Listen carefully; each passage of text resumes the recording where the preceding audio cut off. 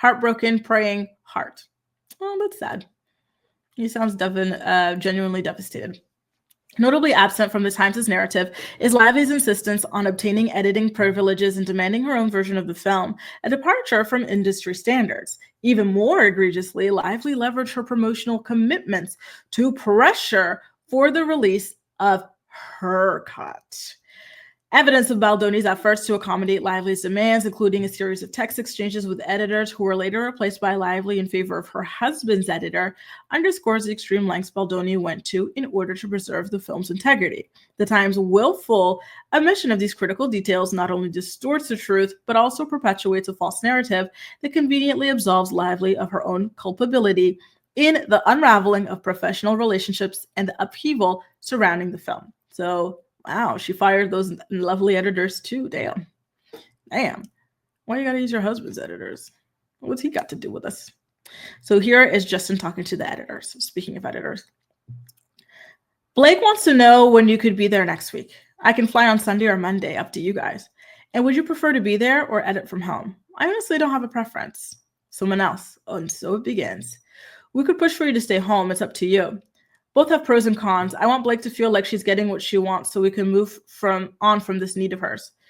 For the record, she's been getting what she wants this entire movie. I understand. And she's getting to edit, which is what she wants. Let's remember that. LOL. Yes, and yet, true.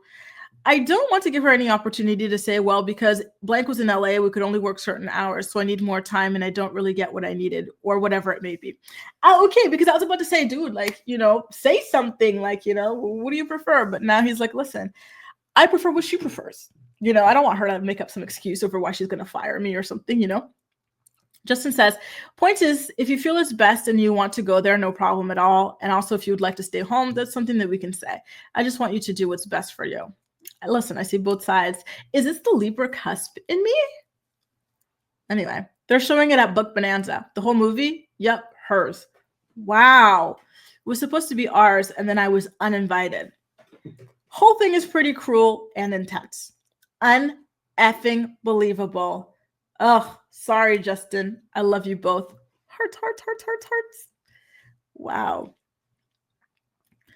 Purple heart, purple heart, purple heart.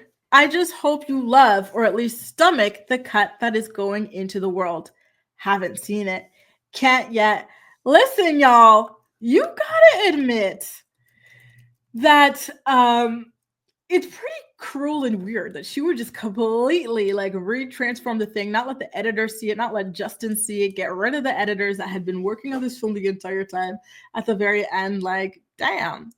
But at the same time, it's like, is this because of ego, or is it because, she was treated wrong and she's just over it and she's got the power to be like, listen, I'm going to do this my way.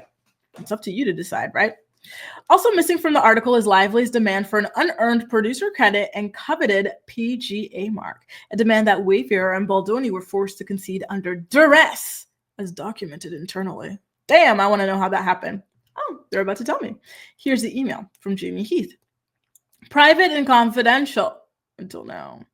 Hi, everyone. I'm writing to you all regarding a letter that I wrote on behalf of Justin and myself addressed to the Producers Guild. As you know, we received a request to write a recommendation on behalf of Blake for her to receive the PGA mark. This was a request that we feel was unreasonable and cold-hearted.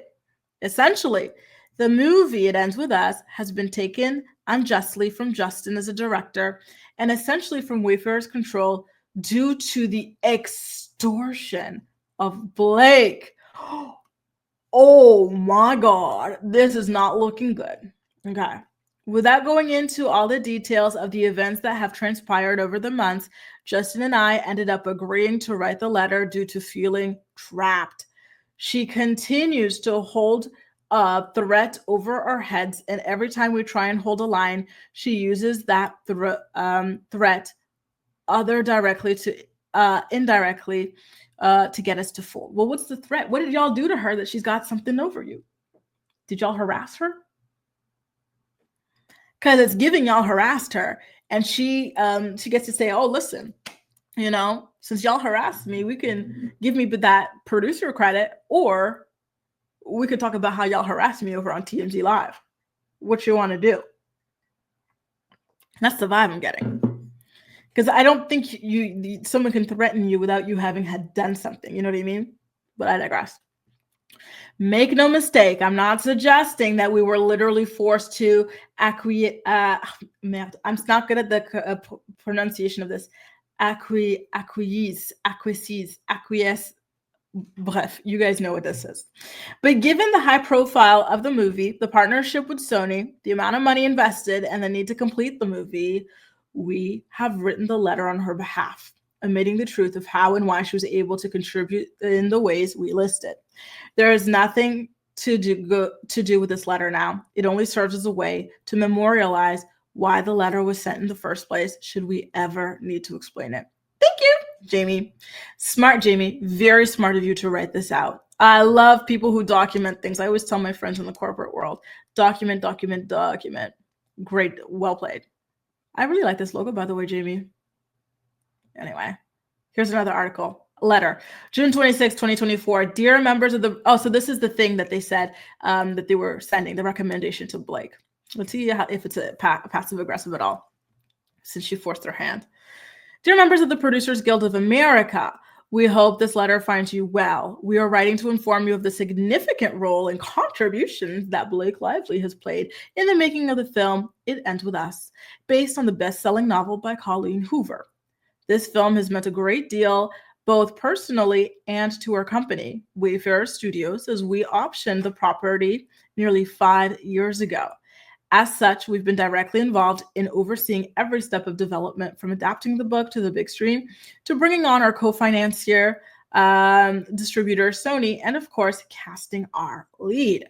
From the time Blake was brought on, she has had an instrumental voice in many different aspects in the making of the film.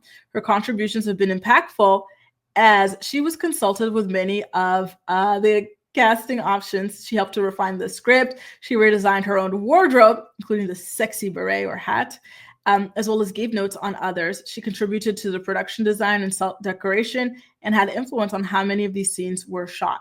Blake has been very involved in the post process as well, so I've heard.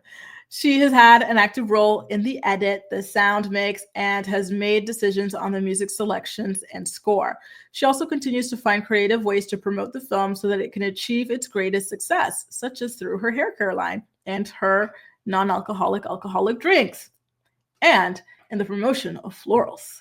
Since contractually she began the film with an EP credit, our earlier submission to the PGA did not include her as a named producer, but we both feel her contributions have warranted the revised credit and consideration for the PGA mark. On behalf of Wayfarer Studios, Dustin Baldoni, director, Jamie Heath, producer. Oh, Lord, I know this pained him to send. Moreover, the article fails to address the fact that Baldoni was systematically sidelined from the marketing of his own film.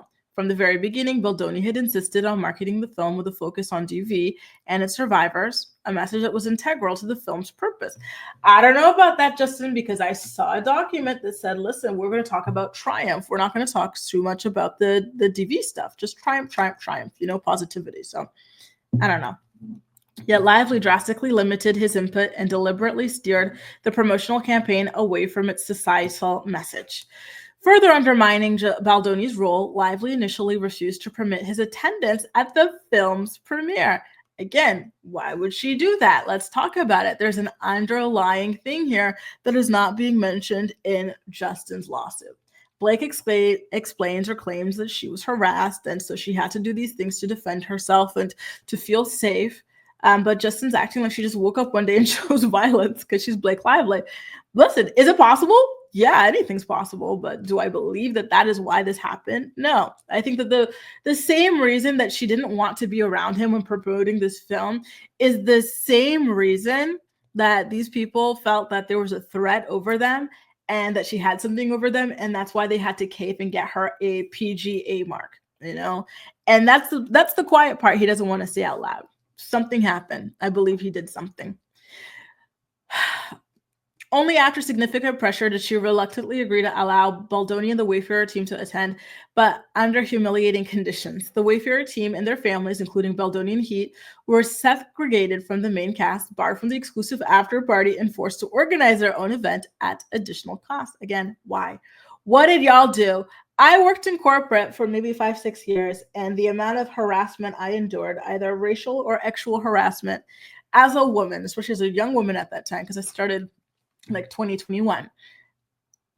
I think Blake was harassed and she was not having it. Why was everybody else allowed to go but you guys? And y'all are the only one she's claiming harassed her. Quick, answer me that, riddle me that, right? Baldoni's participation on the red carpet was cut short, and his family and friends were confined to a makeshift holding area in the basement before being escorted into a separate theater after Lively's departure. It's giving restraining order. And why do you typically get restraining orders against people? Let's say it together. Not only had Lively stolen the film, but she also robbed Baldoni and his team of any genuine opportunity to celebrate their hard work.